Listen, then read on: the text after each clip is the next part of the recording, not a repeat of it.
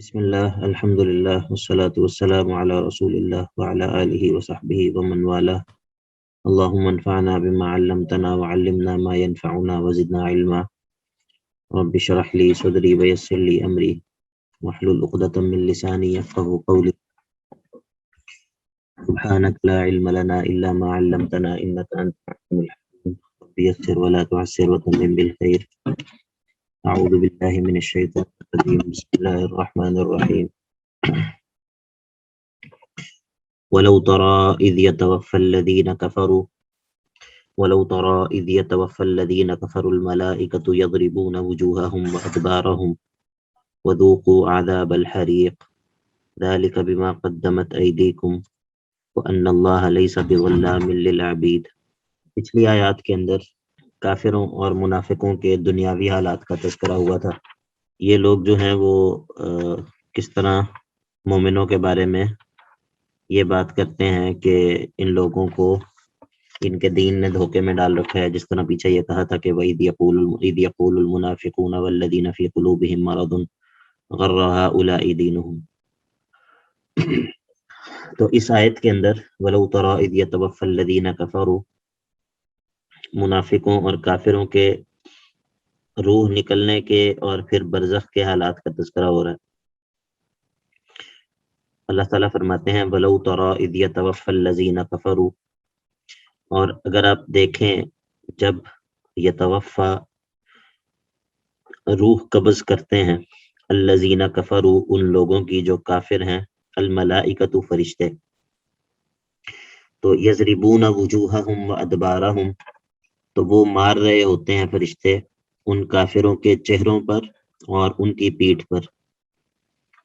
وذوقوا عذاب الحریق، اور وہ فرشتے ان سے کہہ رہے ہوتے ہیں، یہاں پر ہم عبارت نکالیں گے وَيَقُولُونَ لَهُمْ، اور وہ فرشتے کہہ رہے ہوتے ہیں ان کافروں سے، کیا کہہ رہے ہوتے ہیں؟ ذُوقُوا عذاب الحریق، اب ذرا جلانے والے عذاب کا مزہ چکھ لو. اور ایسا کیوں ہے؟ یہ اس کی دو وجوہات ہیں. پہلی وجہ تو یہ ہے کہ تمہارے اعمال ایسے تھے کہ جن کی وجہ سے تمہارے ساتھ یہ سلوک ہو رہا ہے، اور دوسری وجہ یہ ہے کہ اللہ تعالیٰ ظالم نہیں بلکہ اللہ تعالیٰ عادل ہے، اور اس کے عدل کا تقاضا ہے کہ وہ تمہیں تمہارے ان کرتوتوں کا بدلہ دے. تو اس آیت کے اندر وجہ بیان کی اور کہا ذالک، یعنی کہ ذالک العذاب، یہ جو عذاب تمہیں دیا جا رہا ہے روح کے نکلتے وقت، روح کو نکالتے وقت جو تمہارے ساتھ کیا جا رہا ہے، یہ تمہارے ساتھ سلوک اس لیے کیا جا رہا ہے بما قدمت ایدیکم، یہ با سببیہ ہے، بسبب ما قدمت ایدیکم، ان اعمال کی وجہ سے کہ قدمت آگے بھیجا تھا جن اعمال کو، ایدیکم تمہارے ہاتھوں نے، ذالکہ یہ عذاب، بما ان اعمال کی وجہ سے ہے کہ قدمت آگے بھیجا تھا جن اعمال کو، ایدیکم تمہارے ہاتھوں نے، یعنی کہ تمہارے اعمال، تم نے جو عمل پہلے کیے تھے اور وہ عمل جو تمہارے آگے تمہارے سے پہلے آئے تھے، ان اعمال کی وجہ سے تمہارے ساتھ یہ سلوک کیا جا رہا ہے. انسان جو عمل کرتا ہے وہ ویسے تو پورے جسم سے ہی انسان عمل کرتا ہے، لیکن چونکہ عمل کرنے کے اندر سب سے زیادہ اہم جو انسانی جسم کا حصہ ہے وہ ہاتھ ہے، تو اسی لیے اعمال کو اس چیز سے کنایا کیا جاتا ہے، اعمال کا قدمت ایدیکم، تمہارے ہاتھوں کی کمائی، وہ کام جو تمہارے ہاتھوں نے آگے بھیجے تھے. اس کا یہ مطلب نہیں ہے کہ باقی جو اعمال ہیں وہ اس میں شامل نہیں ہے جو ہاتھوں کے علاوہ ہوتے ہیں، لیکن مقصد صرف یہ ہوتا ہے کہ چونکہ زیادہ تر اعمال کا تعلق ہاتھوں سے ہوتا ہے تو اسی لیے عمل کی نسبت ہاتھوں کی طرف کر دی جاتی ہے. تو پہلی وجہ یہ بیان کی کہ ذالک بما قدمت ایدیکم. یہاں پر یہ بات بھی آپ سمجھ لیں کہ جس طرح ہم نے پہلے بھی ایک دو دفعہ یہ بات کی تھی، کہ بلکہ جب ہم نے بسم اللہ الرحمن الرحیم پڑھا تھا اس کے اندر بھی ہم نے یہ بات کی تھی پہلے لیکچر میں، کہ عربی زبان کے اندر با مختلف معانی میں استعمال ہوتا ہے. تو انہی معانی میں سے ایک معنی یہ ہوتا ہے کہ بعض دفعہ با سببیہ ہوتا ہے، کسی چیز کا سبب بیان کرنے کے لیے، اور اس کا ترجمہ وجہ کا ہوتا ہے، اس وجہ سے، ٹھیک ہے، اس وجہ سے. تو یہاں پر بھی با سببیہ ہے. با سبب کے لیے ہے. تو ذالک یہ عذاب بما قدمت ایدیکم ان اعمال کی وجہ سے ہے کہ جو اعمال تمہارے ہاتھوں نے آگے بھیجے ہیں. اور دوسری وجہ کیا ہے؟ یہ ذالک بان اللہ لیس بظلام للعبید، یہ جو واو ہے یہ واو عاطفہ ہے. ٹھیک ہے، تو اس کا مطلب یہ ہے کہ اس کے بعد جو ہے عبارت وہ اس کا عطف پڑ رہا ہے، اس کا پوری عبارت کا انا سے لے کر آگے تک لیس بظلام للعبید تک اس کا عطف پڑ رہا ہے اس ماں کے اوپر. ٹھیک ہے، تو ذالک بما قدمت ایدیکم وذالک بان اللہ لیس بظلام للعبید. تو یہ دوسری وجہ ہے کہ اللہ تعالیٰ اپنے بندوں پر بالکل بھی ظلم کرنے والا نہیں ہے، بلکہ وہ تو عدل کرنے والا ہے. تو ایک تو یہ دو وجوہات بیان کی ہیں کفار اور منافقین کو روح نکلتے وقت ہی جو عذاب شروع ہو جاتا ہے اس کی. ایک یہ کہ تمہارے اعمال ایسے تھے، دوسرا یہ کہ اللہ تعالیٰ عدل کرنے والا ہے اور اس کے عدل کا تقاضا ہے کہ وہ تمہیں تمہارے اعمال کے مطابق اجر دے، تمہارے اعمال کے مطابق تمہارے ساتھ سلوک کرے. اب جو اگلی آیات ہیں اس میں سے جو آیت نمبر 52 ہے اس کا تعلق اس حصے کے ساتھ ہے بما قدمت ایدیکم کے ساتھ، اور جو آیت نمبر 53 ہے اس کا تعلق اس حصے کے ساتھ ہے وَأَنَّ اللَّهَ لَيْسَ بِظَلَّامٍ لِّلْعَبِيدِ. یہ جو آیت نمبر 52 ہے كَدَأْبِ آلِ فِرْعَوْنَ وَالَّذِينَ مِن قَبْلِهِمْ، اس کا تعلق آیت نمبر 51 کے اس حصے کے ساتھ ہے کہ ذَلِكَ بِمَا قَدَّمَتْ أَيْدِيكُمْ. اور جو آیت نمبر 53 ہے ذَلِكَ بِأَنَّ اللَّهَ لَمْ يَكُن مُغَيِّرًا نِعْمَةً أَنْعَمَهَا عَلَىٰ قَوْمٍ، اس کا تعلق اس حصے کے ساتھ ہے کہ وَأَنَّ اللَّهَ لَيْسَ بِظَلَّامٍ لِّلْعَبِيدِ. تو كَدَأْبِ آلِ فِرْعَوْنَ، اب یہاں پر ایک مثال بیان ہو رہی ہے، تشبیہ بیان ہو رہی ہے. تو یہاں پر ہمیں ایک لفظ نکالنا پڑے گا، وہ کیا ہے؟ وہ یہ ہے کہ دأبہم یعنی کہ ان کافروں کا حال. دأب کہتے ہیں معاملے کو، حال کو. ٹھیک ہے، تو دأبہم کدأب آل فرعون، دأبہم ان کافروں کا حال کدأب آل فرعون فرعون کی قوم کی طرح ہے، فرعون کی قوم کے معاملے کی طرح ان کا معاملہ ہے. ان کا معاملہ بھی فرعون کے قوم کے معاملے کی طرح ہے. کس چیز میں؟ کفر کرنے میں. یہاں پر جو تشبیہ بیان ہو رہی ہے وہ بیان ہو رہی ہے کفر کرنے میں. تو یہ پہلے کہا نا کہ ذالک بما قدمت ایدیکم، کہ میں نے کہا کہ یہ جو آیت نمبر 52 ہے اس کا تعلق ذالک بما قدمت ایدیکم سے ہے. تو یہ جو انہوں نے اپنے ہاتھوں کی کمائی آگے بھیجی وہ ہے کیا؟ وہ اس آیت کے اندر وہ بیان ہو رہی ہے. تو وہ کیا ہے؟ وہ کفر ہے، اللہ کی آیات کا کفر ہے. تو کہا کہ کدأب آل فرعون، اور اس سے پہلے میں نے آپ کو بتایا کہ ہم کیا لفظ نکالیں گے؟ دأبہم ان کا معاملہ کدأب آل فرعون فرعون والوں کے معاملے کی طرح ہے. ٹھیک ہے، اب جس طرح مثال کے طور پہ ہم جب عربی میں کہتے ہیں کہ تشبیہ جب بیان کرتے ہیں ہم کہتے ہیں زید الاسدی مثال کے طور پہ. ٹھیک ہے، تو زید کالاسدی کا کیا مطلب ہوتا ہے؟ زید شیر کی طرح ہے، زید شیر کی طرح ہے. ٹھیک ہے، تو ظاہر ہے اس میں جو زید ہے اس کو ہم کہتے ہیں مشبہ، اور الاسد جو ہے اس کو ہم کہتے ہیں مشبہ بہی. یعنی کہ ایک چیز ہوتی ہے جس کی تشبیہ دی جا رہی ہوتی ہے، ایک وہ چیز ہوتی ہے جس کے ساتھ تشبیہ دی جا رہی ہوتی ہے. ٹھیک ہے، ایک وہ چیز ہے جس کو تشبیہ دی جا رہی ہے یعنی کہ زید، اور ایک وہ چیز ہے جس کے ساتھ تشبیہ دی جا رہی ہے، وہ کیا ہے؟ وہ شیر. تو اب اس آیت کے اندر جو کدأب آل فرعون یہ مشبہ بھی تو موجود ہے لیکن مشبہ ذکر نہیں ہے. ٹھیک ہے، تو اسی لیے ہم نے نکالا کیا؟ دأبہم یعنی کہ ان کافروں کا معاملہ کدأب آل فرعون، دأبہم کدأب آل فرعون. ٹھیک ہے، تو اس طرح پورا جو جملہ ہے وہ مکمل ہو جائے گا، بات اس طرح مکمل بن جائے گی. تو ان کا معاملہ فرعون کی قوم کے معاملے کی طرح ہے. کس چیز میں ہے وہ آگے بیان ہوگا. والذین من قبلہم، اور فرعون سے پہلے جو لوگ تھے ان کے معاملے کی طرح ان کافروں کا معاملہ بھی ہے.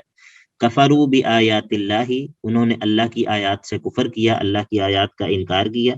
تو پھر کیا ہوا؟ اس کا نتیجہ یہ نکلا کہ فأخذہم اللہ بذنوبہم، اللہ نے ان کو ان کے گناہوں کی وجہ سے پکڑ لیا، اللہ نے ان کو ان کے گناہوں کی وجہ سے پکڑ لیا. کوئی بتائے گا کہ یہ بذنوبہم سے پہلے جو با ہے یہ با کون سا ہے؟ سببیہ شیخ. جی دانیال بائے بھائی، سبب. شاباش، جزاکم اللہ خیر. دانیال بھائی، آپ پچھلے ہفتے آپ نے کچھ چھٹیاں کی ہیں؟ اور اصل میں شیخ میری جو ہے نا وہ بدھ و جمعرات کے دن تھوڑی کام کی مصروفیت ہوتی ہے، میں بڑا مس کرتا ہوں کلاس کو، لیکن وہ مجبوری ایسی ہے کہ میں کیا صحیح ہے، کروں. کوئی بات نہیں، کوئی کوشش بات کر نہیں، رہا ہوں تھوڑا چینج کوئی بات کرنے نہیں. کی. بارک اللہ بارک فیکم. ہم نے بھی آپ کی کمی کلاس میں محسوس کی، آپ اللہ کو دو تعالیٰ تین کا دفعہ ہم نے جزائے دیکھا. تو بہت چلیں شکریہ. انشاءاللہ، جزاکم اللہ خیر. تو اللہ والذین من ان اللہ قوی شدید العقاب، بے شک اللہ تعالیٰ بہت ہی قوی ہے. قوی یعنی کہ بہت ہی طاقتوں کا مالک ہے، کمال طاقت والا ہے. شدید العقاب، اور شدید پکڑ، اس کی جو پکڑ ہے وہ بہت شدید ہے. اللہ کی یہاں پر دو صفات ذکر کی. تو یہ اس آیت کے اندر بیان ہوا ہے کہ وہ ما قدمت ایدیکم جو تھا وہ کیا تھا، وہ کیا تھا؟ اللہ کی آیات سے کفر کرنا. ٹھیک ہے، کفروا بآیات اللہ فاخذہم اللہ بذنوبہم. اچھا، اب یہ جو کہا کہ وَأَنَّ اللَّهَ لَيْسَ بِظَلَّامٍ لِّلْعَبِيدِ، اللہ اپنے بندوں پر بالکل بھی ظلم کرنے والا نہیں ہے. تو اب اس کا بیان ہوگا کہ یہ اللہ تعالیٰ ظلم کرنے والا کیوں نہیں ہے، اور اس کا کیا وہ ہے، اس کا مصداق کیا ہے. ذالک، اور یہ جو اللہ تعالیٰ کا اپنے بندوں پر بالکل بھی ظلم کرنا نہیں ہے، یہ دیکھو کہ ذالک یہ اس لیے ہے کہ بِأَنَّ اللَّهَ، کہ بے شک اللہ تعالیٰ لم یکو مغیرن، نہیں ہے تبدیل کرنے والا، نعمتن اپنی نعمت کو، کہ انعمہا، کہ اس نعمت کو اللہ نے بخشا ہو، علی قوم کسی قوم پر. اللہ اپنی کسی قوم کو دی ہوئی نعمت کو بالکل بھی تبدیل نہیں کرتا، حتی یہاں تک کہ یغیرو، وہ قوم خود تبدیل کر لے، اس قوم کے لوگ خود سے بدل ڈالیں، ما اس چیز کو، کہ بانفسہم جو ان کے اندر ہے. اللہ تعالیٰ کسی بھی قوم کے اوپر اپنی کی ہوئی نعمتوں کو تبدیل نہیں کرتا. ٹھیک ہے، اردو کے اندر ہم ایک لفظ استعمال کرتے ہیں تغیر. جی یہ لفظ کبھی سنا؟ تغیر پذیر، تغیر، سباتک تغیر کو ہے زمانے میں. تغیر کا لفظ آپ نے کبھی سنا ہے؟ جی جی استاد جی. جی سر. جی بہنوں میں سے بھی کسی نے سنا؟ جی جی کیا مطلب ہوتا ہے اس کا؟ تبدیلی.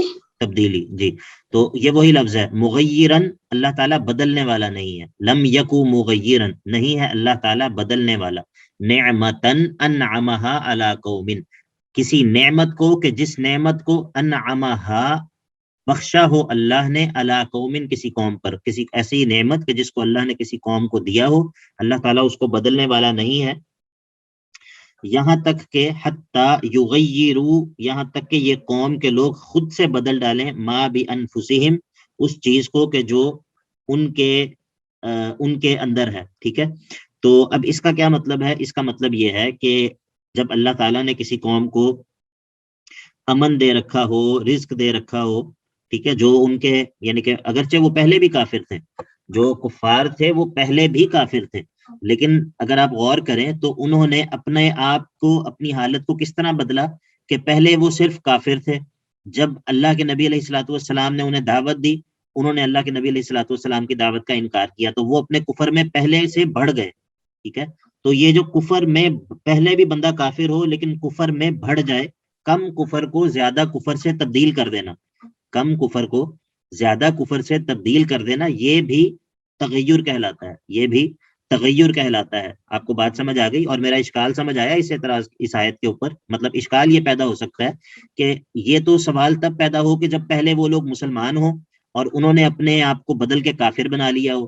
پہلے مسلمان ہوں اور اپنے آپ کو بدل کے، اپنی حالت کو بدل کے کافر بنا لیا ہو، تو اس وجہ سے ان کے اوپر عذاب آیا ہو. تو وہ لوگ تو پہلے بھی کافر تھے، پہلے وہ کون سا جو ہے وہ شرک نہیں کرتے تھے. تو جب وہ پہلے بھی کافر تھے اور بعد میں بھی کافر تھے، تو پھر یہ کیوں کہا کہ اللہ تعالیٰ تو اسی وقت اپنی نعمتوں کو اٹھاتا ہے جب تک اس قوم کے لوگ اپنی حالت کو بدلتے نہیں ہیں، تب تک اللہ تعالیٰ اپنی نعمتوں کو نہیں اٹھاتا. تو اللہ تعالیٰ نے جو عذاب بھیجا ہے، اس کا مطلب لازمی طور پہ یہ ہے کہ اس قوم نے اپنی حالت کو بدلا ہے. ٹھیک ہے، تو اس کا جواب یہ ہے کہ پہلے کفر کم تھا، پھر کفر جو ہے وہ بڑھ گیا، اور پھر اس کے بعد یہ بھی ہوتا ہے کہ جیسے جیسے وحی اترتی جاتی ہے، جیسے جیسے وحی اترتی جاتی ہے، ویسے ویسے یہ لوگ اپنے کفر میں بڑھتے جاتے ہیں. اس کو آپ اس طرح سمجھیں کہ جب ایک نبی کے اوپر مثال کے طور پہ 5 آیات اتری اور نبی نے کہا کہ یہ میرے اوپر وحی آئی ہے، اس کو مان لو، انہوں نے کہا کہ ہم نہیں مانتے، تو یہ 5 آیات کا کفر کیا انہوں نے. اور جب پھر اور مزید وحی اتری تو انہوں نے اس وحی کو بھی ماننے سے انکار کر دیا، مزید وحی اتری اور اس وحی کو بھی ماننے سے انکار کر دیا، تو یہ ان کا کفر اسی جگہ پر ہے یا کفر بڑھ رہا ہے؟ بڑھ ہے۔ ہاں تو یہی معاملہ ہے جس کی طرف اللہ تعالیٰ نے قرآن پاک میں بھی اشارہ کیا ہے، پہلے پارے میں بھی، کہ فی قلوبہم مرض فزادہم اللہ مرضا، کہ یہ منافقین تھے جن کے دلوں میں نفاق کی بیماری تھی، تو اللہ نے ان کی بیماری میں اور بڑھا دیا۔ تو اس کی ایک توجیہ علماء یہ بھی کرتے ہیں کہ جب کسی کے دل میں کفر ہے، جب کوئی اللہ کا اور اس کے رسول کا، اس کی آیتوں کا انکار کر رہا ہے، تو وہ جیسے جیسے وہی آتی جاتی ہے ویسے ویسے اس کا کفر بھی بڑھتا چلا جاتا ہے۔ پہلے جو 5 آیتوں کا منکر تھا، مزید وہی اتری تو اب وہ 10 آیات کا منکر ہو گیا، تو یہ ہوتا ہے کفر میں بڑھاوا۔ تو اس کفر میں ہی بڑھنے کو کیا کہا جاتا ہے؟ یغیروا ما بانفسہم۔ ٹھیک ہے، آپ کو اشکال اور اس کا جواب سمجھ میں آ گیا؟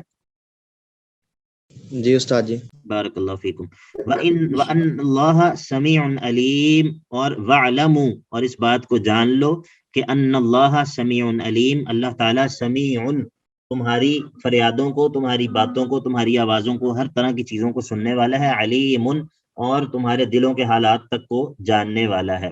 تو یہ جو ہے وہ دونوں حصوں کی تفصیل ہو گئی، کہ ایک تو یہ کہ جب اس کا بیان کیا کہ ما قدمت ایدیکم کیا ہے، وہ یہ ہے کہ کفروا بآیات اللہ، فرعونیوں کی طرح انہوں نے بھی اللہ کی آیات کا کفر کیا، اور اللہ اپنے بندوں پر بالکل بھی ظلم کرنے والا نہیں ہے۔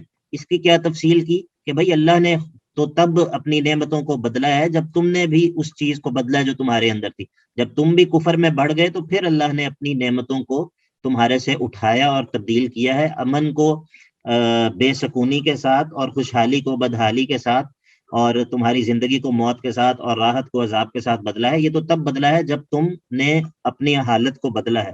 تو یہ اللہ تعالیٰ اپنے بندوں پر بالکل بھی ظلم کرنے والا نہیں ہے۔ کدأب آل فرعون والذین من قبلہم، اب پہلے جو تشبیہ بیان ہوئی تھی، یہ بیان ہوئی تھی کفر میں، پہلے تشبیہ کفر میں بیان ہوئی تھی۔ اب جو تشبیہ بیان ہوگی یہ نعمتوں کو بدلنے میں تشبیہ بیان ہوگی، کس طرح اللہ تعالیٰ کی نعمتوں کو بدلا۔ یہ جو کہا نا کہ حتی یغیروا ما بانفسہم، نعمت کو بدلنا، اللہ کی نعمتوں کو تبدیل کرنا، اب اس کی تشبیہ بیان ہوگی۔ تو دأبہم، ان لوگوں کا معاملہ، کدأب آل فرعون، فرعون والوں کی طرح ہے، والذین من قبلہم، اور وہ لوگ کہ جو ان سے پہلے تھے، فرعون والوں سے پہلے تھے، پچھلی قومیں، ان کی طرح کا ان کا معاملہ ہے کہ کذبوا بآیات ربہم، انہوں نے اللہ کی آیات کی تکذیب کی۔ جب انہوں نے اللہ کی آیات کی تکذیب کی تو ان کا یہ تکذیب کرنا دراصل اللہ کی نعمت کو جھٹلانے کی طرح تھا، اور یہ ان کا تھا تغیر ما بانفسہم، ان کا اس چیز کو بدلنا، تبدیل کرنا، کم کفر کو اور کفر سے بدل دینا۔ فأہلکناہم بذنوبہم، تو پس ان کے اس تکذیب کرنے کی وجہ سے ہم نے ان کو ہلاک کر دیا، بذنوبہم، بسبب ذنوبہم، ٹھیک ہے، فأہلکناہم، ہم نے ہلاک کر دیا، ہم ان کو، بذنوبہم، بسبب ذنوبہم، وَأَغْرَقْنَا، اور ہم نے غرق کر دیا، یعنی کہ بعض کو تو ہم نے ہلاک کر دیا، رہے آل فرعون تو ان کو ہم نے غرق کر دیا، وَأَغْرَقْنَا آلَ فرعون، اور ہم نے فرعون والوں کو غرق کر دیا، وَكُلٌّ، اور یہ سارے کے سارے، یعنی کہ کلن کا مطلب ہے کل منہم، کلہم کانوا ظالمین، تھے یہ سارے کے سارے ظلم کرنے والے، یہ سب کے سب لوگ ظالم تھے۔ تو اسی وجہ سے اللہ تعالیٰ نے ان سب کو جو ہے وہ مختلف طریقوں سے ہلاک کر دیا۔ اور اب اگر آپ غور کریں تو اس آیت کے اندر 2 چیزیں ہیں، ایک ہے کذبوا بآیات ربہم، یہ ہے ان کا یغیروا ما بانفسہم، ٹھیک ہے، اور انہوں نے جب اللہ کی آیات کی تکذیب کی تو گویا کہ انہوں نے اب اس چیز کو بدل دیا جو ان کے ساتھ، ان کے اندر موجود تھیں اللہ کی نعمتیں۔ جب یہ اپنے کفر کے اندر بڑھ گئے تو فأہلکناہم بذنوبہم وأغرقنا آل فرعون، تو یہ ہے اللہ تعالیٰ نے اپنی نعمتوں کو ان سے اٹھا لیا۔ پہلے جو ہے وہ ان کو عافیت دی ہوئی تھی تو اب ان کے اوپر ہلاکت مسلط ہو گئی۔ پہلے یہ خشکی کے اوپر آرام سے رہ رہے تھے، اب اللہ تعالیٰ نے اس خشکی کے اوپر آرام سے رہنے کو پانی کے اندر غرق کرنے سے بدل دیا۔ تو یہ ہوتا ہے اس قاعدے کا صحیح، یہ اس آیت کا اصل معنی یہ ہے، ذالک بان اللہ لم یک مغیرا نعمتا انعمها علی قوم حتی یغیروا ما بانفسہم وان اللہ سمیع علیم۔ جب اللہ تعالیٰ کسی قوم کے اوپر اپنی کی ہوئی نعمتوں کو واپس چھین لیتا ہے یا اللہ تعالیٰ عافیت کو مصیبت کے ساتھ بدل دیتا ہے تو اس کے پیچھے لازماً انسان کو دیکھنا چاہیے کہ ہم نے ایسی کون سی اپنی حالت میں تبدیلی کی ہے کہ جس کا نتیجہ یہ نکلا ہے کہ اللہ تعالیٰ نے بھی اپنی کی ہوئی نعمتوں کو بدل دیا ہے اور اللہ تعالیٰ نے عافیت کو جو ہے وہ بلا سے بدل دیا ہے. ان شر الدواب عند اللہ الذین کفروا فہم لا یؤمنون. اب جو ہے وہ تمام کافروں کی مشترکہ صفت ذکر ہوئی ہے، اور یہ ان شر الدواب، بے شک الدواب یہ جمع ہے دابتن کی، دابتن کی جمع ہے الدواب، ٹھیک ہے، اور اس کا جو روٹ ورڈ ہے وہ ہے دال با با، دال با با، تو اس کا معنی ہوتا ہے زمین پر رینگنا، ٹھیک ہے، دبا دبا یا دبو اس کا معنی ہوتا ہے زمین پر رینگنا. تو دابہ جو ہے وہ ویسے تمام زمین پر چلنے پھرنے والے جانوروں کو کہا جاتا ہے، انسان بھی اس میں شامل ہے. تو اللہ تعالیٰ فرماتے ہیں ان شر الدواب بھی، بے شک زمین پر رہنے والوں میں سب سے بدترین عند اللہ اللہ کے نزدیک کون ہے؟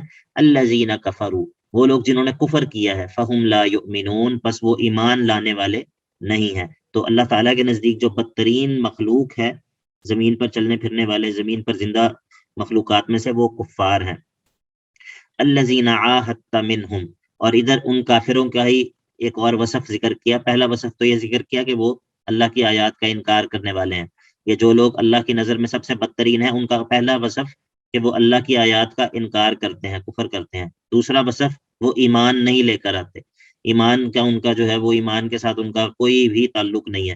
تیسرا وصف الذین عاہدت منہم، یہ وہ لوگ ہیں کہ اگر آپ ان سے عہد کرتے ہیں، ثم ینقضون عہدہم، اور پھر یہ اپنے عہد کو توڑ ڈالتے ہیں. نقض عہد، نقض عہد یہ ہم اردو میں بھی استعمال کرتے ہیں.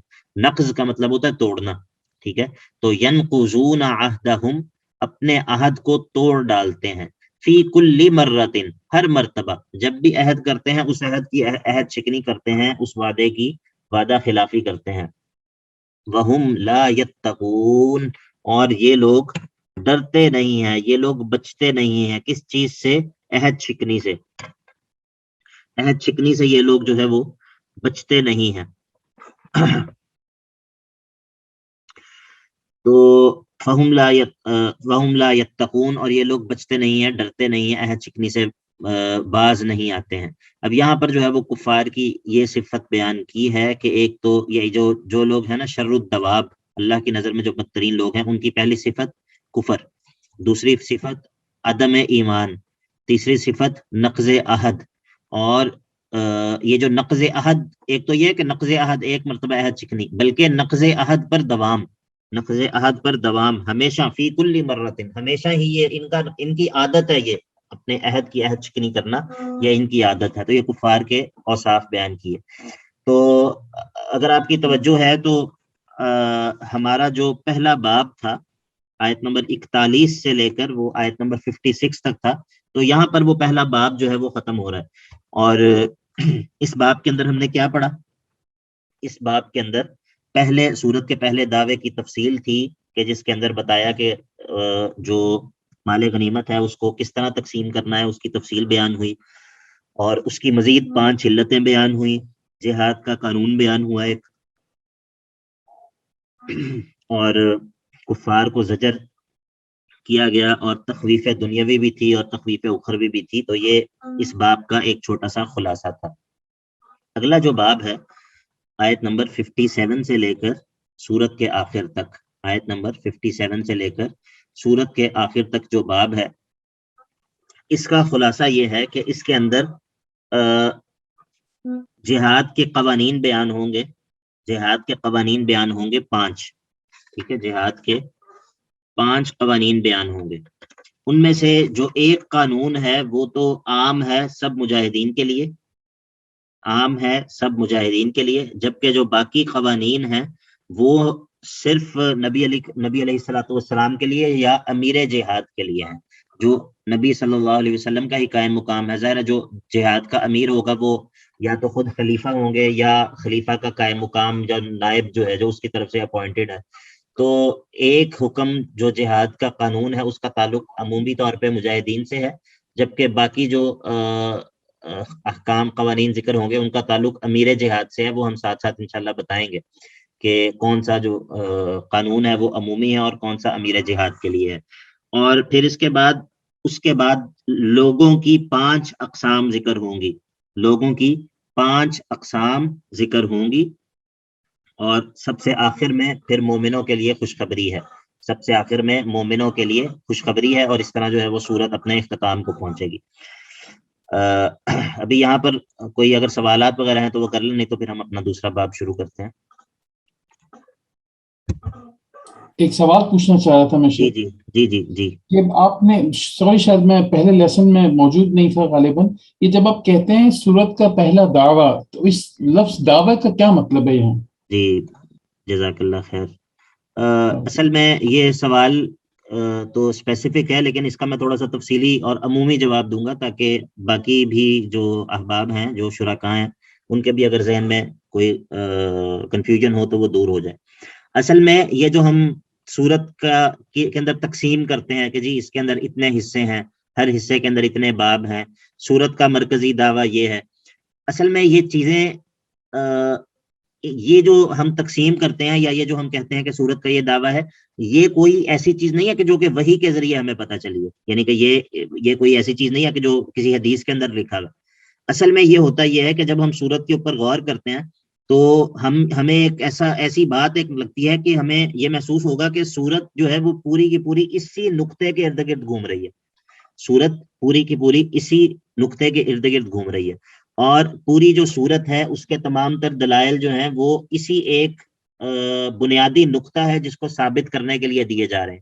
تو وہ جو چیز ہوتی ہے ہم اس کو کہہ دیتے ہیں کہ یہ سورت کا بنیادی دعویٰ ہے۔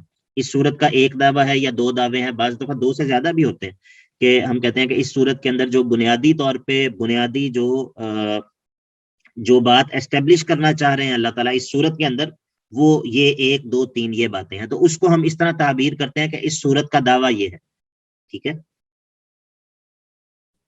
یعنی مرکزی ٹاپک کہہ سکتے ہیں۔ ہاں مرکزی اس کا ٹاپک کہہ سکتے ہیں، اور ہاں یہ کہا جا سکتا ہے، یہ تعبیر بھی ٹھیک ہے کہ اس کا بنیادی ایک جو مرکز ہے جس کے ارد گرد پوری سورت جو ہے وہ اس کے ارد گرد گھوم رہی ہے۔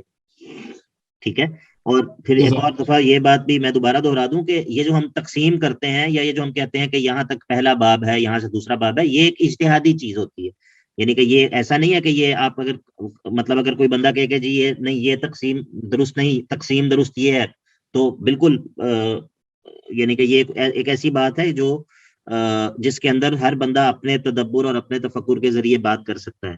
ٹھیک ہے، جو قرآن مجید کا طالب علم ہے اور وہ واقعتاً وہ اس بات کا اہل ہے کہ وہ قرآن مجید کی تفسیر کرے، اور اس کے پاس جو تفسیر کے لیے ضروری آلات ہیں وہ اس کے پاس موجود ہیں، یعنی کہ وہ علوم کو جانتا ہے، عربی زبان کو جانتا ہے، عربی کے اسلوب سے واقف ہے، اور پھر وہ جو اللہ کے نبی علیہ الصلوۃ والسلام سے جو تفاسیر منقول ہیں ان کو جانتا ہے، پھر وہ قرآن پاک کے شان نزول کو جانتا ہے اور آیات کا پس منظر کیا ہے، ان تمام چیزوں سے جو بندہ واقف ہے، وہ جب قرآن مجید میں غور کرے تو ممکن ہے وہ کسی اور نتیجے پر پہنچے، یا وہ یعنی کہ اس خاص ایک تقسیم کے اندر جو ہے وہ کسی سے اتفاق نہ کرے۔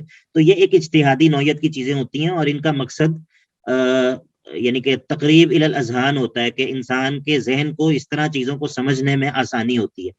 جس طرح اب ہم نے مطلب مثال کے طور پہ ہم نے کہا کہ یسألونک عن الانفال قل الانفال للہ والرسول، اب اس کے بعد جو اللہ تعالیٰ نے مختلف چیزیں یاد کروائی کہ اس وقت کو بھی یاد کرو، اس وقت کو بھی یاد کرو، اس وقت کو بھی یاد کرو، تو ہم نے ان تمام چیزوں کو اسی چیز کے ساتھ ریلیٹ کر دیا کہ الانفال للہ والرسول۔ ٹھیک ہے، تو یہ اس طرح جو مدعا ہوتا ہے اس کو سمجھنا آسان ہو جاتا ہے اس طرح۔ اچھا جی، تو جو سورت کا دوسرا باب ہے ہم وہ شروع کرتے ہیں انشاءاللہ۔ فَإِمَّا تَثْقَفَنَّهُمْ فِي الْحَرْبِ فَشَرِّدْ بِهِمْ مَنْ خَلْفَهُمْ لَعَلَّهُمْ يَذَّكَّرُونَ، یہ جہاد کا 7واں قانون ہے، جہاد کا 7واں قانون ہے، اور یہ قانون ہے امیر جہاد کے لیے، امیر جہاد کے لیے یا نبی کریم صلی اللہ علیہ وسلم کے لیے پہلے، سب سے پہلے، اور اس کے بعد عمومی طور پہ جو امیر جہاد ہے اس کے لیے۔ اور اس میں کہا کیا جا رہا ہے، اس کا خلاصہ یہ ہے کہ جب آپ کا کفار کے ساتھ آمنا سامنا ہو جائے تو پھر ان کو آپ نے ان کے ساتھ سختی کرنی ہے اور ان کے ساتھ ایسا سلوک کرنا ہے کہ جو ان کے پیچھے والے لوگ ہیں وہ اس سلوک کو دیکھ کر اور ان کے انجام کو دیکھ کر وہ بھی عبرت حاصل کریں اور وہ بھی فرار ہو جائیں. ٹھیک ہے. تو یہاں پر جو ہے وہ امیر جہاد کو لڑائی میں سختی کرنے کا حکم ہو رہا ہے. امیر جہاد کو لڑائی میں سختی کرنے کا حکم ہو رہا ہے. فَإِمَّا تَسْقَفَنَّهُمْ، بس اگر آپ پا لیں ان کفار کو، فی الحرب، جنگ میں. تسقفنہم، اس کا جو روٹ ورڈ ہے وہ ہے ثا، قاف اور فا. ٹھیک ہے، پا لینا کسی چیز کو. تو تسقفنہم، اگر آپ ان کافروں کو پا لیں، فی الحرب، جنگ میں، تو فشرد، آپ بکھیر دیں، تتر بتر کر دیں. ٹھیک ہے، اس کے لیے جو صحیح ترجمہ ہے وہ یہ ہے کہ تتر بتر کر دیں. بہم، ان کے ذریعے، ان کے سبب، ان کے واسطے سے، ان کافروں کے واسطے سے پچھلے والوں کو تتر بتر کر دیں. فشرد بہم من خلفہم، ان لوگوں کو تتر بتر کر دیں کہ جو ان سے پیچھے ہیں. یہاں پر مسبب کا ذکر کیا ہے اور مراد سبب ہے، یعنی کہ یہ نہیں کہا کہ آپ ان کو قتل کریں. یہاں یہ کہا ہے کہ آپ ان کے ساتھ وہ سلوک کریں کہ اس سلوک کے ذریعے جو پیچھے والے ہیں وہ بھی عبرت حاصل کریں اور وہ بھی لڑائی سے بھاگ جائیں. ٹھیک ہے. اور مقصد کیا ہے؟ مقصد یہ ہے کہ لڑائی میں سختی کریں. تو فشرد، آپ تتر بتر کر دیں، بہم، ان کے ذریعے جن کو آپ نے جنگ میں پا لیا، ان کو تتر بتر کر دیں، من خلفہم، ان لوگوں کو کہ جو ان سے پیچھے ہیں، جن کے ساتھ ابھی آپ کا آمنا سامنا نہیں ہوا، جو آپ کے ہاتھ آ گئے ان کے ساتھ وہ سلوک کریں کہ پیچھے والے بھی عبرت حاصل کریں اور وہ مسلمانوں کے ساتھ دشمنی کرنے کا خیال اپنے ذہن سے نکال دیں. تو اور کہا لعلہم، تاکہ یہ جو پیچھے والے ہیں، یہ جو ابھی آپ کے ساتھ جن کا سامنا نہیں ہوا، یذکرون، شاید کہ وہ نصیحت حاصل کریں اور شاید وہ عبرت حاصل کرتے ہوئے مسلمانوں کے اوپر حملہ آور ہونے سے باز آ جائیں. اور یہ جو اگلی آیت ہے یہ بھی اسی کا تتمہ ہے، اسی قانون کا، کہ فشرد بہم من خلفہم. وہ کیا ہے؟ وہ یہ ہے کہ وَإِمَّا تَخَافَنَّ مِن قَوْمٍ خِيَانَةً، اور اگر آپ ڈریں اس چیز سے، کسی قوم کے خیانت کا آپ کو اندیشہ ہو، اگر کسی قوم سے آپ کو خیانت کا اندیشہ ہو، اگر اب آپ نے کسی قوم کے ساتھ معاہدہ کر رکھا ہے اور آپ کو یہ اندیشہ ہو کہ یہ عہد شکنی کریں گے، تو فَأَنبِذْ إِلَيْهِمْ عَلَى سَوَاءٍ، آپ اس معاہدے کو ان کی طرف برابر جو ہے وہ پھینک دیجئے. مطلب یہ ہے کہ ان کو بھی خبردار کر دیجئے اور اس معاہدے سے لا تعلقی کا اور اس معاہدے کو ختم کرنے کا اعلان کر. اگر کوئی ایسی قوم ہے کہ جس سے آپ کو خیانت کا اندیشہ ہے اور آپ کو یہ قرائن سے پتہ چل رہا ہے اور آپ کو یہ خبریں مل رہی ہیں کہ یہ لوگ خیانت کرنا چاہ رہے ہیں اور عہد چکنی کرنا چاہ رہے ہیں، تو آپ نے یہ نہیں کرنا کہ آپ اپنی طرف سے ہی عہد کو توڑ دیں اور ان کو خبر نہ کریں، بلکہ یہ ضروری ہے کہ آپ ان کو اطلاع دے دیں کہ بھائی آج سے ہمارا عہد، ہمارا معاہدہ، ہمارا ایگریمنٹ جو ہوا تھا آج سے وہ ختم ہے. ٹھیک ہے. تو تاکہ دشمن کو بھی یہ کہنے کا موقع نہ ملے کہ مسلمانوں نے ہمارے ساتھ عہد چکنی کی ہے. تو یہ اسی قانون کا تتمہ ہے کہ اول تو کفار کے ساتھ لڑائی میں امیر جہاد کو چاہیے کہ سختی کرے. البتہ اگر کسی قوم کے ساتھ معاہدہ پہلے سے چل رہا تھا اور ان کی طرف سے یہ اندیشہ ہو کہ یہ عہد چکنی کریں گے، تو چاہیے کہ ان کو بتا دیا جائے کہ بھئی ہمارا اور آپ کا معاہدہ جو تھا وہ ختم ہے، اور ان اللہ لا يحب الخائنین، اور بے شک اللہ تعالیٰ خیانت کرنے والوں کو پسند نہیں کرتا. اللہ تعالیٰ خیانت کرنے والوں سے محبت نہیں رکھتا. اور اگلی جو آیت ہے اس کے اندر توبیخ ہے نقض عہد پر، معاہدے کو توڑنے پر ڈانٹ ہے، معاہدے کو توڑنے پر ڈانٹ ہے کہ وَلَا يَحْسَبَنَّ الَّذِينَ كَفَرُوا، اور وہ لوگ جو کافر ہیں یہ مت سمجھیں، یہ مت گمان کریں کہ سبقوا، کہ یہ لوگ بچ جائیں گے، یہ ہم سے بچ جائیں گے.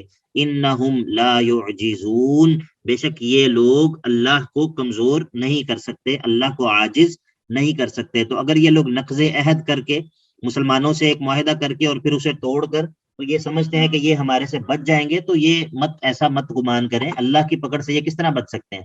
اللہ تعالیٰ خیانت کرنے والوں کو پسند نہیں کرتا، اور اگر یہ خیانت کریں گے پھر یہ اللہ کی پکڑ سے بچ نہیں سکتے. ولا يحسبن الذين كفروا سبقوا انهم لا يعجزون.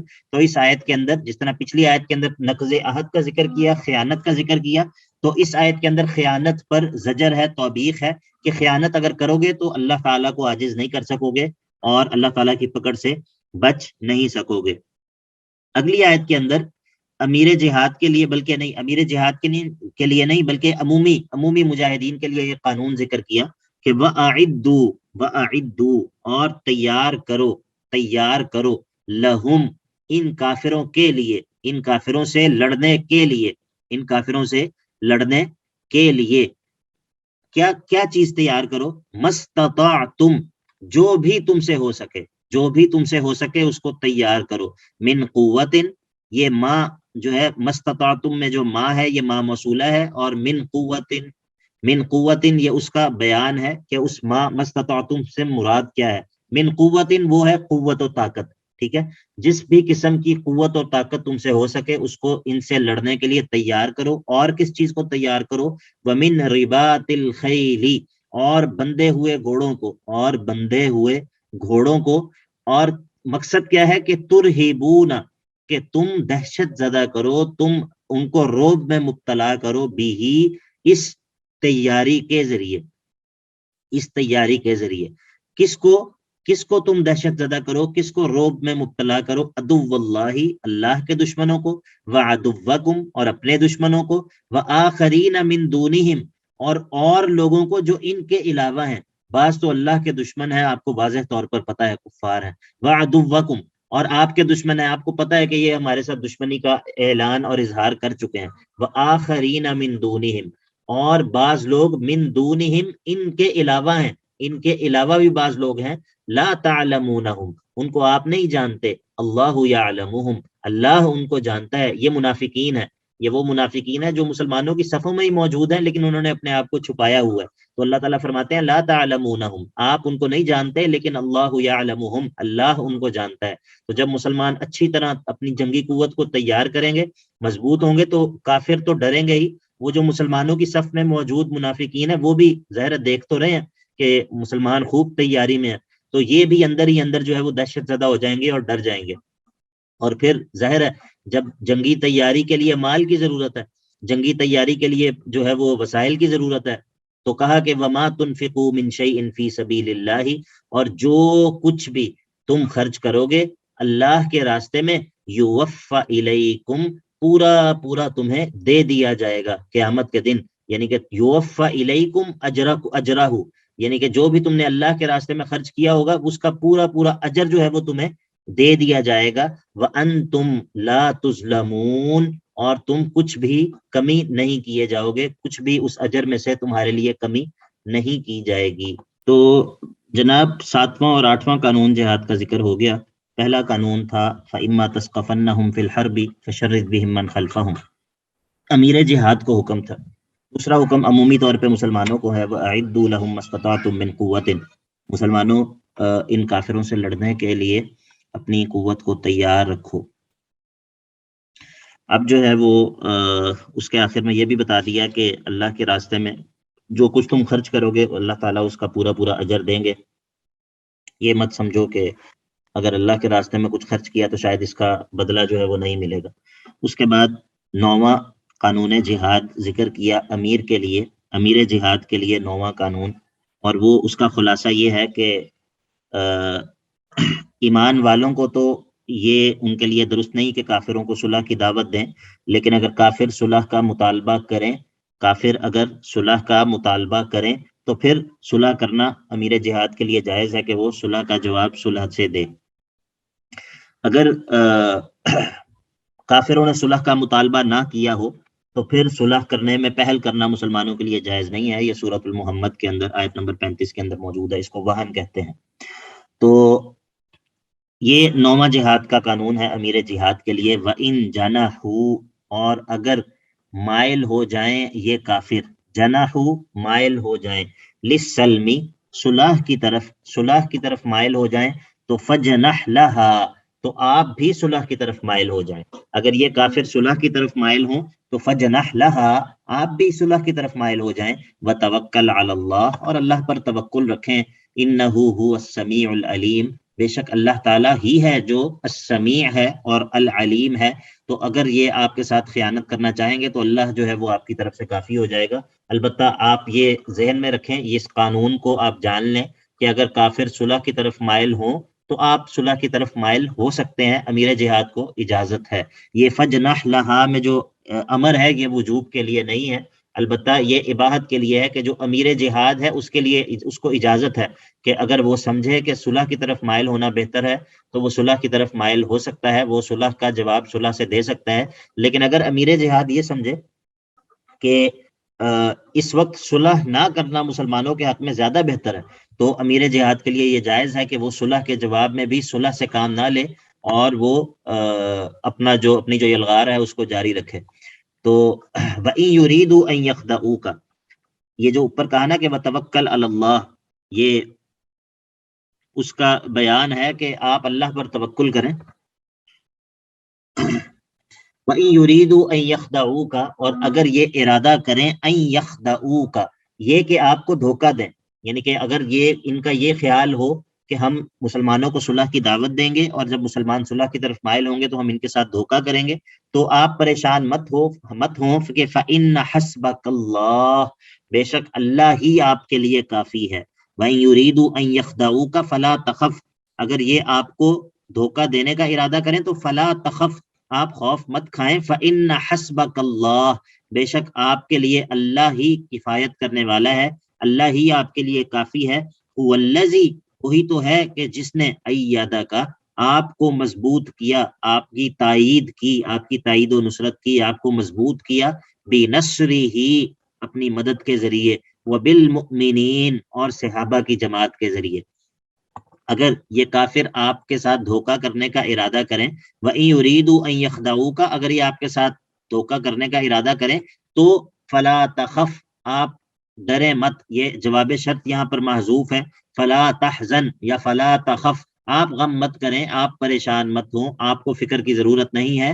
فَإِنَّ حَسْبَكَ اللَّهُ، آپ کو فکر کی ضرورت کیوں نہیں ہے؟ کیونکہ اللہ آپ کے لیے کافی ہے، اور وہ اللہ ہی تو وہ ہے، هُوَ الَّذِي أَيَّدَكَ، جس نے آپ کو بھی مضبوط کیا، بِنَصْرِهِ، اپنی مدد کے ذریعے، وَبِالْمُؤْمِنِينَ، اور جانثار صحابہ کی جماعت کے ذریعے اللہ نے آپ کو مضبوطی بخشی. اور اللہ نے مومنوں کے ذریعے کیسے مضبوط کیا؟ اللہ نے مومنوں کے ذریعے کیسے مضبوط کیا؟ اس کا بیان یہ ہے کہ اللہ نے کیا کیا، اللہ نے ان کے اندر اتحاد اور اتفاق پیدا کر دیا. اس اتحاد اور اتفاق کی وجہ سے تو یہ مضبوطی حاصل ہوئی، اس اتحاد اور اتفاق کی وجہ سے تو یہ مضبوطی حاصل ہوئی. اگر ساتھ 1,00,000 کے لوگ کے قریب لوگ بھی ہوتے اور لاکھوں کی تعداد میں بھی اگر لوگ ہوتے لیکن وہ آپس میں پھٹے ہوئے ہوتے اور آپس میں ان کے اندر اتحاد اور اتفاق نہ ہوتا تو کس طرح مضبوطی حاصل ہو سکتی تھی؟ تو اسی لیے اس کا بیان ہے کہ مومنوں کے ذریعے کس طرح مضبوط کیا. وَأَلَّفَ بَيْنَ قُلُوبِهِمْ، اور اللہ نے ان کے دلوں میں الفت پیدا کر دی، ان مومنوں کے دلوں میں اللہ نے باہمی الفت پیدا کر دی. حالانکہ جب اللہ کے نبی علیہ الصلوۃ والسلام مدینہ آئے ہیں تو جو اوس اور خزرج تھے یا دوسرے جو ایک تو یہود تھے جو کہ مدینہ کے اندر آباد تھے، وہ تو دشمن تھے ہی، لیکن جو اوس اور خزرج تھے ان کی آپس میں جو دشمنی تھی وہ بہت خطرناک تھی. اوس اور خزرج کی آپس کی دشمنی بڑی خطرناک تھی. تو اللہ تعالیٰ نے اس طرح ان کو بھائی بھائی بنا دیا اور ان کے درمیان اس طرح کی الفت قائم کر دی کہ وہ لوگ جو کہ صدیوں سے حالت جنگ میں تھے، صدیوں سے ان کی آپس میں لڑائیاں جاری تھیں، وہ ایک ہی جماعت بن گئے کہ یہ سارے کے سارے انصار کی جماعت ہے. ٹھیک ہے، تو یہ اللہ تعالیٰ کی طرف سے ہی تھا. اللہ تعالیٰ اگر دلوں میں ایسی الفت نہ ڈالتا تو کس طرح ایسے ہو سکتا تھا؟ وَأَلَّفَ بَيْنَ قُلُوبِهِمْ، اور اللہ نے ان کے دلوں میں الفت ڈال دی. لَوْ أَنفَقْتَ مَا فِي الْأَرْضِ جَمِيعًا، لَوْ أَنفَقْتَ، اور اگر آپ خرچ کرتے، ماں اس مال کو، کہ فی الارض، کہ جو بھی زمین میں ہے، جمیعاً سارے کا سارا، تو ما الفت بین قلوبہم، آپ الفت نہیں ڈال سکتے تھے بین قلوبہم، ان کے دلوں میں. اگر آپ ساری دنیا کی دولت بھی خرچ کر دیتے تو آپ ان کے دلوں میں الفت نہیں ڈال سکتے تھے. ولکن اللہ الف بینہم، لیکن یہ اللہ تھا جس نے ان کے دلوں میں الفت اور محبت ڈال دی. انہ عزیز حکیم، بے شک وہ بہت غالب، بہت غلبے والا اور بہت ہی حکمتوں والا ہے. اس کے بعد آیت نمبر 64 کے اندر 10واں قانون ہے امیر جہاد کے لیے.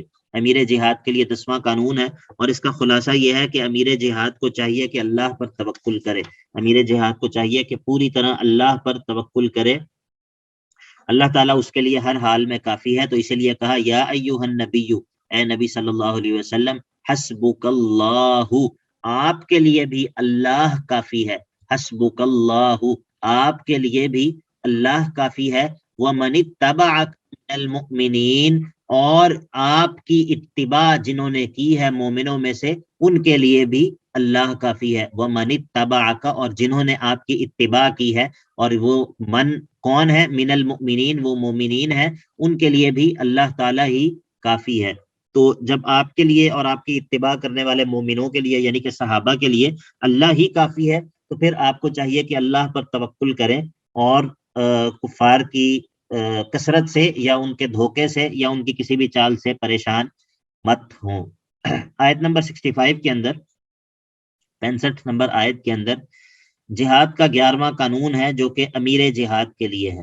امیر جہاد کے لیے یا نبی کریم صلی اللہ علیہ وسلم کے لیے جہاد کا ایک قاعدہ، قانون اور حکم وہ کیا ہے؟ وہ یہ ہے، اس کا خلاصہ یہ ہے کہ امیر جہاد کو چاہیے کہ مسلمانوں کو، مومنوں کو، مجاہدین کو ایسی ترغیب دلائے، ایسی جہاد پر ترغیب دلائے، جہاد کے لیے ان کو ابھارے کہ ان کے اندر اتنا جذبہ پیدا ہو جائے کہ ان میں سے ہر شخص جو ہے وہ دو دو کافروں کا مقابلہ کرنے کے قابل ہو جائے۔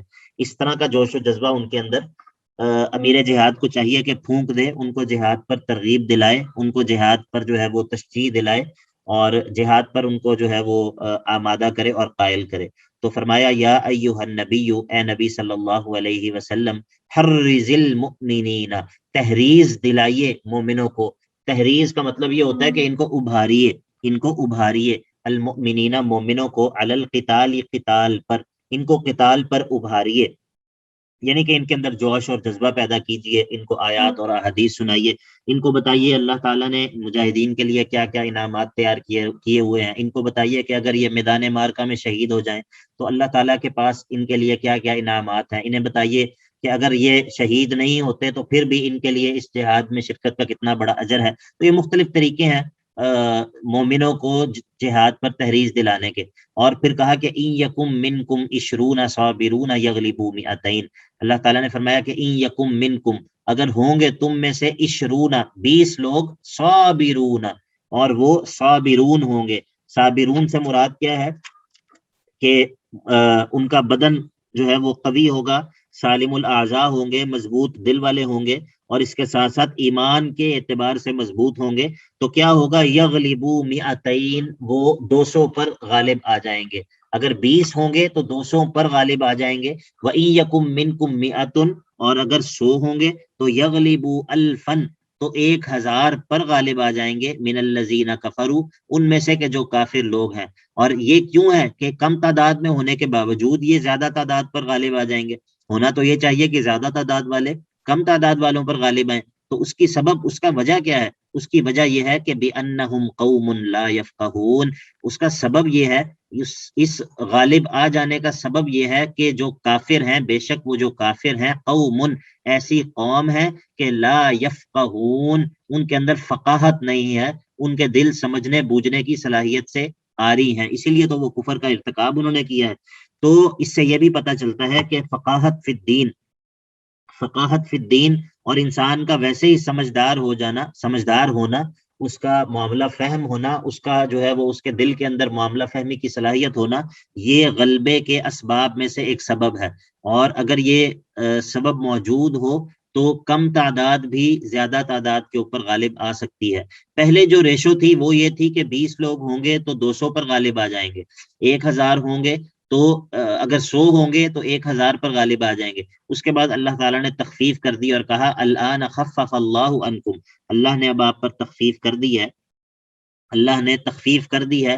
وعلم، اور اللہ تعالیٰ جانتا ہے کہ ان فیکم ضعفا، کہ آپ میں کچھ کمزوری ہے، ابھی کچھ کمزوری ہے۔ تو فإن یکم منکم 100، اگر ہوں گے تم میں سے 100، 100 صابرۃ، اور یہ 100 لوگ جو ہیں یہ صابر ہوں گے، تو یغلبوا 200، یہ 200 پر غالب آ جائیں گے۔ وإن یکم منکم 1000، اور اگر تم میں سے 1000 ہوں گے تو یغلبوا 2000، یہ غالب آ جائیں گے 2000 پر باذن اللہ، اللہ کے حکم سے، واللہ مع الصابرین، اور اللہ تعالیٰ صبر کرنے والوں کے ساتھ ہے۔ تو پہلے ریشو اور تھی، پھر اللہ تعالیٰ نے تخفیف کر دی اور کہا کہ اتنا بھی ہو جائے تو کافی ہے، کہ اتنا جذبہ ہو کہ ایک مسلمان کم از کم 2 کافروں پر غالب آ سکے، اتنا ہی طاقت اور اتنا قوت اور اتنا جذبہ ان کے اندر پھونک دیجئے۔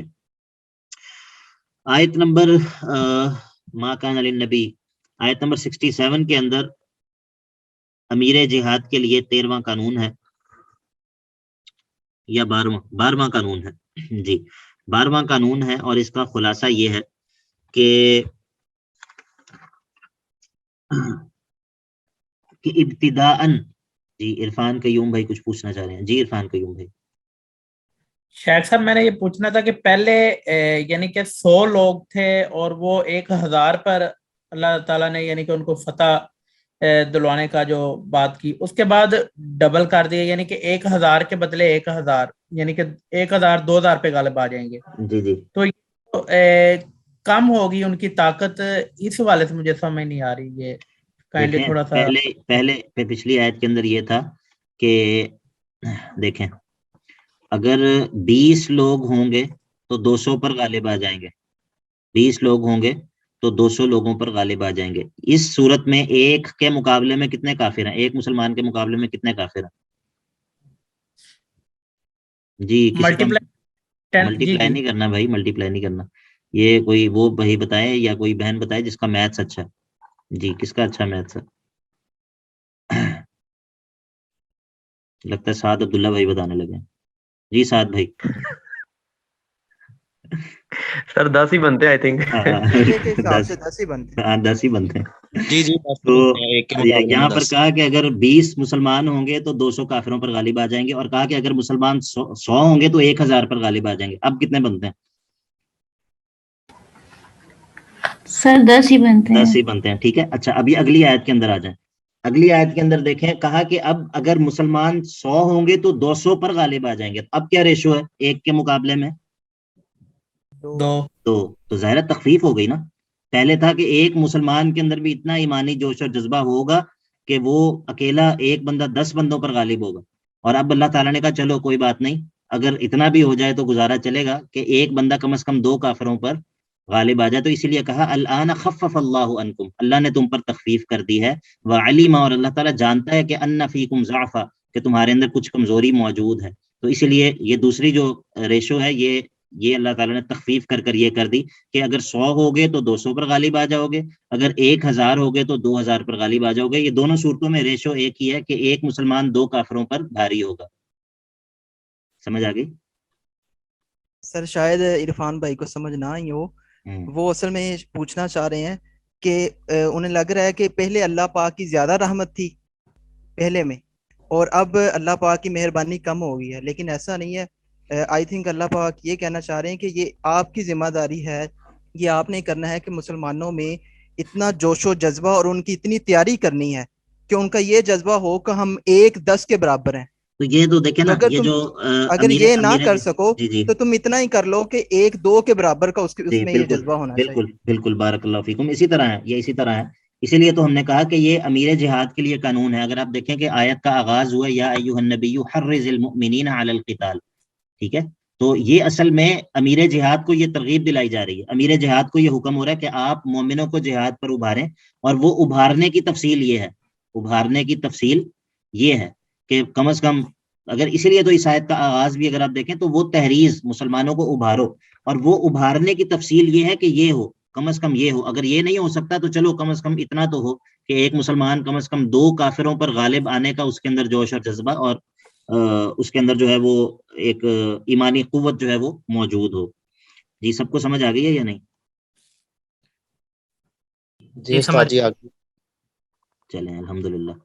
باقی ہمارا ٹائم بھی تقریباً ختم ہو گیا۔ ویسے تو اب ہمیں کوئی وہ نہیں ہے، ہمارے اس کے بعد کوئی کلاس نہیں ہے، ہم مزید بھی کر سکتے ہیں، لیکن یہ انشاءاللہ ہم کل کی کلاس کے اندر جو ہے وہ آگے سے پڑھیں گے۔ امید ہے کہ انشاءاللہ ہماری یہ صورت ختم ہو جائے گی بڑی آسانی کے ساتھ، بلکہ ہم سورۃ توبہ بھی انشاءاللہ اسی ہفتے میں شروع کر دیں گے، اور اس صورت کے بعد ہم کوشش کریں گے کہ کوئی جو ہے وہ کوئز وغیرہ بھی انشاءاللہ ہم پوچھ لیں گے ساتھ بھائی سے، کیا پالیسی ہے، میرے بھی ذہن میں نہیں ہے، لیکن انشاءاللہ امید ہے کہ کوئز وغیرہ ہوگا اس صورت کے مکمل کرنے کے بعد. عرفان بھائی کوئی اور سوال ہے یا ویسے ہی آپ کا ہاتھ ابھی تک سر اوپر ہے؟ انشاءاللہ جی سعد بھائی بتائیے، آپ سعد بھائی بولیے. جی میں یہ کہہ رہا تھا کہ 4th ویک سے انشاءاللہ کوئی سٹارٹ ہو رہے ہیں. میں شیئر کر دیتا ہوں آج جو بس پوری ٹھیک جو ہے، شیٹ ہے نا، ٹھیک ہے جی، ٹھیک ہے، جس جزاک میں اللہ. پورا اسکیجول ہے اس کا. جی جزاک اللہ، بہت شکریہ سعد بھائی. جی عرفان بھائی. جی شیخ صاحب جزاک اللہ، سمجھ آ بارک اللہ فیکم. چلیے ٹھیک ہے انشاءاللہ. باقی نور ہیرا جی پوچھیے، نور ہیرا بولیے.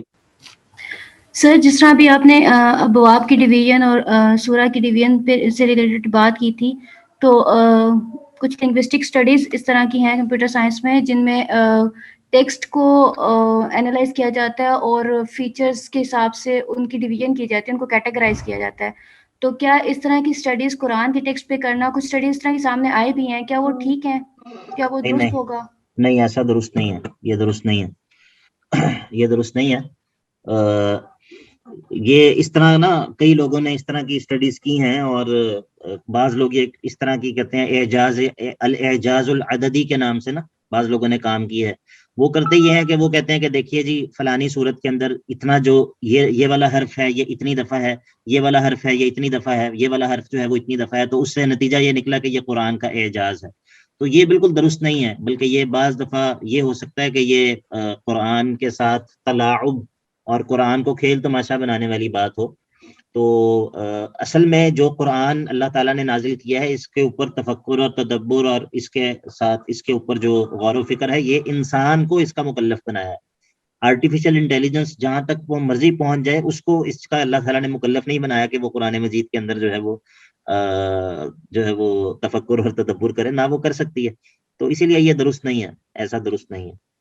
جس طرح سر وہ یعنی کہ بسم اللہ کے حوالے سے لکھا جاتا ہے 786 لکھ دیا جاتا ہے 786. ہاں وہ ایک الگ چیز ہے، وہ ایک الگ چیز ہے، لیکن بہرحال یہ اس کے اندر آتا ہے. میں نے جو بہن نے سوال کیا وہ میں سمجھ گیا ہوں. جی اکمل بھائی بتائیے.